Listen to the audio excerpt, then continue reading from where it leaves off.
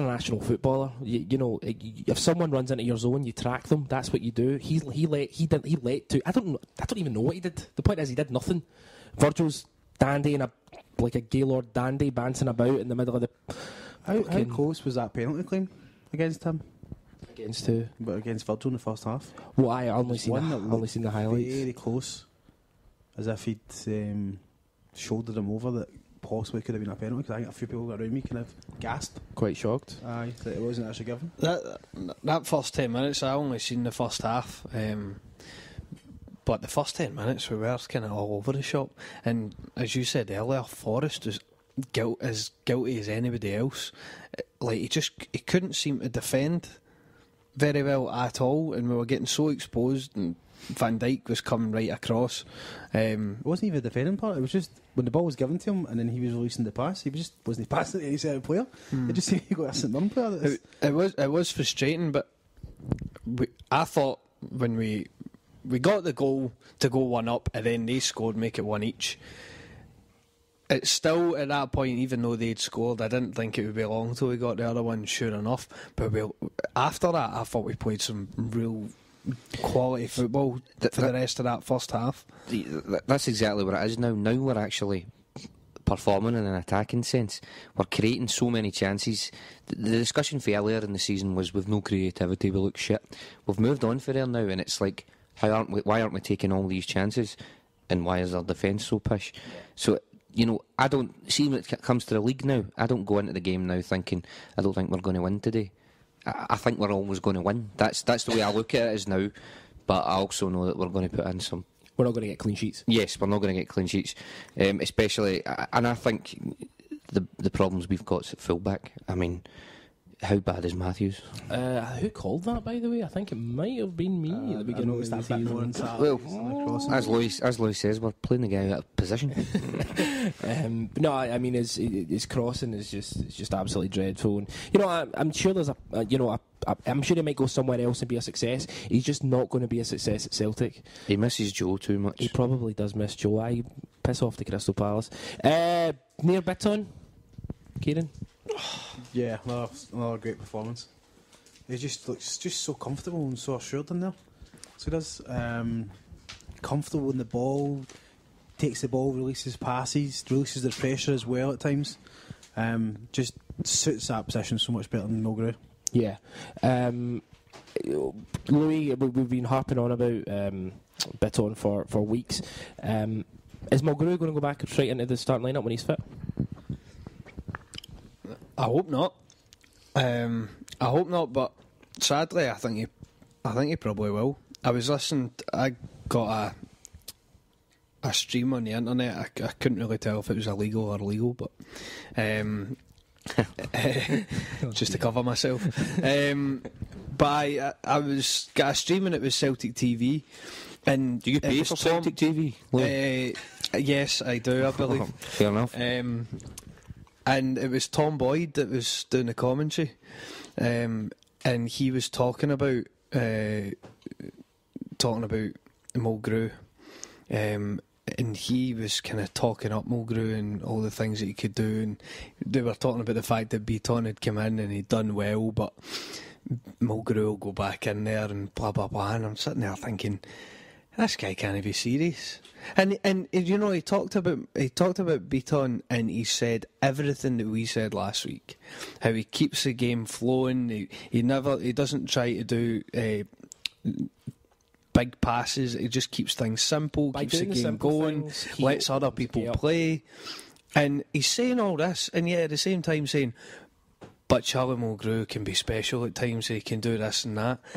It's like, but surely you want a guy who can do a lot of things well for a longer period of time rather than just one or two brilliant passes. Charlie Mulgrew tries to dictate play, and Neil Botton lets the play flow through him. Do you know what I mean? Because it shouldn't be his position to try and, you know, make something happen. That he's like almost like the caretaker. He sweeps up and he gives it ball back to the creative players. And I think Bitton probably could play a little bit forward as well, because I do think he's got that kind of creative. Petum, I don't know. I'm trying to say. I don't. What word am I trying to say? Bitton though he's impressed me. I mean, touching briefly on I know we probably actually should have opened with this, but the defeat, the defeat away on Thursday, we're just chalking that up to Adam Matthews. Again, Ambrose, it's the same sort of situation. Again, there was no Scott Brown, so we lacked drive, I think. It's awful, always horrible when Celtic lose. But as soon as that game was finished, everyone just kind of thought, like, there wasn't. I'm sure there was for some people, but for me personally, there wasn't a lingering thought of, we could have done this better, because it was a nothing game. I think for me, it was a nothing game. I would have liked to have won it, of course, but the other thing I highlighted was Johansson. It just has to remain in this kind of advanced position that he's playing, because that first half of the weekend he played one diagonal it was like a 25-30 yard diagonal pass right to somebody's feet. It was unbelievable. So if you think of Charlie Mulgrew's best crossfield ball, it was that easy. And then there was this other little turn he done going down the right hand side first half. Oh, it was fantastic. Yeah. And it was just, I thought, and it seems as if you're watching a different player at times compared to what he was before at the start of the season. I mean, we were even getting on his back and slating him a bit. That's but now he's playing in that position. He's like a different player. And during the week, he went back to his old position and he wasn't nearly as effective. I mean, we were criticising him because he was incredibly inconsistent. He was having those great games, and then he was. But then again, as we've discussed before, it's about him and what position he plays in, and that's where Mulgrew coming back or Commons coming back into the team is going to affect the best positions of certain people, and that's obviously a frustrating thing. Chris, I'm going to come to you. One of my favourite players to ever pull on the hoops, frankly, but a bit of an arsehole. Chris Sutton. Did you read what he said? I'll just read out some quotes from ex-Celtic player Chris Sutton. And this is where his ego gets in the way. The situation with Chris Sutton has now become farcical. A one-year deal is not suitable as far as he's concerned, and I can understand that. I have said it countless times, Commons is a class act and arguably Celtic's best player. So what he's saying is, because I think he's his best player and because Celtic haven't offered him a contract, it's a disgrace. That's what I'm reading from that. Yep, and I think it stems from the fact that Lennon's his pal. I don't think that's solely a Sutton thing. I think that you get old pals act in the press. You see it a lot with McCoist, guys that played with him or whatever have come out and defended him. And I think, because Commons was such an integral part of Neil Lennon's team and he's been put on the sidelines by Dyla, I think it's an easy thing for Sutton to say. How bad was Commons when he came on midweek? He was a man short. We've said it before, if he isn't scoring, he's not contributing in the game. Sutton's either saying that based on solely what he's done previously in the past, or he's doing it to get a rise, because he's not watched their games this season because he can't see how little the guy's contributed. Yeah. It's not true. A one-year deal on the table, that's all I would give him. I personally don't mind if he goes at all. We've said it before, he's not a bad player. He's just not going to fit into this system. And the only reason I can think that Sutton's genuinely saying that is because he was a big player under Lennon and he was his pal. Yeah, I think there's a certain level of wiping away Lennon's legacy that a lot of people aren't happy about. Getting rid of Commons, and if Mulgrew gets out of the way, it's like there'll be no remnants of Neil Lennon's team. Good. I say that because we need to move on. Chris Commons, we've all said it before, we all agree he's a terrific player. But Ciaran, I mean, we play poorer with him in the team. We do. I poorer with him because he becomes a bit of a passenger, and he's also still at the time where he just wants to shoot. There'll be an easier pass on, but he won't do it. A bit like Stokes at times. Yeah, a better pass on, but Stokes would rather have the shot. Sorry, up on that, yeah. No, I was just going to say that I liked what Ronnie Dyla said. What he commented on the whole kind of situation with his contract, and he said that Commons was playing a risky game. basically saying it's going to be on our terms. Yeah.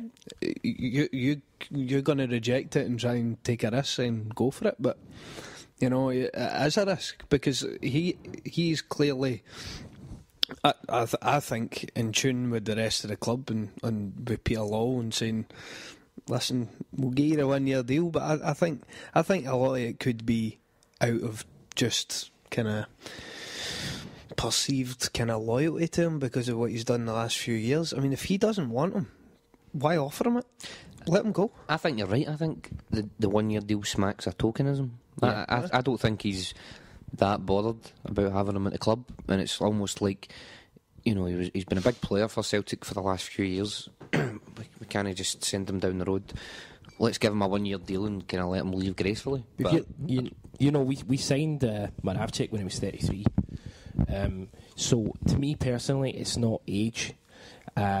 But then again, Moravcik was one of the fittest guys around, even when he was, you know, when he left at like 36, 37. Actually, not even that. I think we had him for about 4 or 5 years, so he probably would have been 37, 38. Chris Commons has never been fit, and he's not going to get fitter, and he's just getting slower, and he'll just get, this time next year, he'll just be a little bit slower, and he doesn't have the quality overall that, say, someone like a Moravcik did. I think though there's possibly a majority of Celtic fans that just think, hold on, that guy was our best player last year. You have to play him. And that's going by talking to Celtic fans recently and talking about this in particular. There's an air of sentimentality. Yeah, you see the goals that he scored last year, you think he is our best player, so he should play. And it doesn't take into consideration how the team is now playing and what is kind of role in that team is. It's just he's the best player because he scored all those goals. He has to play, and I think some people just can't make that adjustment. Yeah, we've been joined by Chris Boud. Hi, Chris. How are you? I'm good. You got a comment to make on that? Yeah, very similar to Lou, but another part of that I think is that last season Commons wasn't getting the credit he maybe deserved. He wasn't getting in the Scotland squad. The media weren't talking about him as one of the best players in Scotland. He was getting skipped over during that conversation. So Celtic fans maybe have got that little bit of Chris Commons is our man, and he's getting berated, or he hasn't get the praise he should deserve. Now, this season I don't think he's a good player, and I don't think he should be playing the team. But there was, I think, an element of that over the last couple of seasons. Because they won Player of the Year, did they not? Did they win Player of the Year? And also the Scotland if you thing look as well was his choice. It wasn't. They wanted to select him, but he retired now. He retired because he wasn't getting picked. That's why he retired. But then, with due to his form last year, he would have been picked. Strachan, I think, came out and said that he wanted to pick him, but Commons like, no, I'm now decided that I want to spend more time with my family. Yeah, so basically he's got no sort of respect for the national team he represented. He would have been rewarded for his form by getting call-ups, but he chose not to take them. No, I actually agree with what I get what you're saying about him getting Player of the Year, but he got Players Player of the Year. Who got the media one? Was it not Roberts? Chris Boyd. Yeah, probably Chris Boyd. But no, I get what you're saying, Chris. I think that there was an element of maybe not getting the praise he deserved. And no matter what player never gets the praise they deserve because they're playing in a league that doesn't have Rangers. And now that's what it always comes back to. They don't have the old challenge, so, you know, pish. I think it shows as well that he's not one of Dyer's favourites because he's been on the bench the last 6 games. Now Charlie Mulgrew, when he's injured, comes in and goes straight back in the team. Scott Brown, Virgil van Dijk, Denier, Guidetti as well now. I mean, when he misses Europa, he's straight back in. So he's got his favourites, and it's shown that Commons isn't one of his favourites, or he would be straight back in that team. Here's where I have a kind of argument against that. See the players you mentioned, they're the best players in their position. Oh, yeah. So no. What I'm saying is we didn't have anyone else who was going to sit there. No, I'm not a fan of Charlie Mulgrew, you know that. But he's the best player in his position. Is that what we're hearing? No, what I'm saying is actually Charlie Mulgrew is a bit of an odd one. I mean, Dyer's maybe noticed that. Well, but Guidetti's the best striker. Van Dijk's the best mid centre half. Scott Brown's our best midfielder. But Commons or Johansson's playing better and thingy. Well, so the reason obviously noticing that Johansson plays better further forward. Yeah. But to begin the season, he was having them deeper. Well, that's the thing, though. Like, as much as we're all trying to figure out what Deila wants to do. He's only he's not how many months? What, August, September.